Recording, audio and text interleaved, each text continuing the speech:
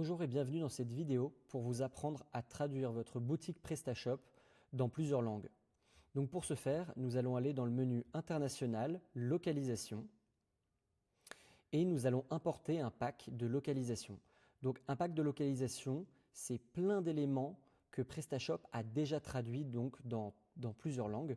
Donc dans notre cas, si on veut par exemple l'anglais, on va mettre le pays de l'Angleterre, on va laisser toutes ces cases cochées, on va laisser télécharger les données de localisation et là, on va pouvoir importer des traductions que PrestaShop a déjà effectuées et qu'on pourra nous customiser par la suite.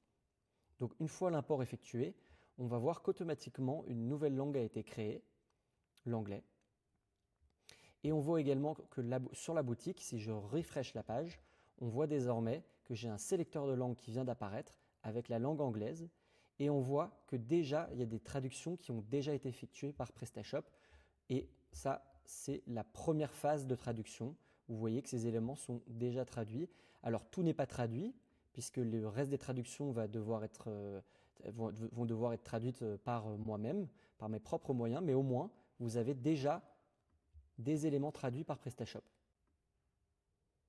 Maintenant, pour traduire, par exemple, le Add to Basket, je préférerais avoir Add to Cart. Pour modifier cette traduction, je vais tout simplement aller dans International, Traduction. Je vais sélectionner Traduction du front office. Je vais sélectionner mon thème, la langue que je souhaite éditer, donc là l'anglais, et je vais faire Modifier. Je vais pouvoir taper Basket et pouvoir retrouver directement le Add to Basket qui correspond ici à Add to Basket. Et là, je vais juste remplacer Add to Cart et enregistrer. Voilà. Et automatiquement, si je refresh, le Add to Basket devient Add to Cart. Voilà.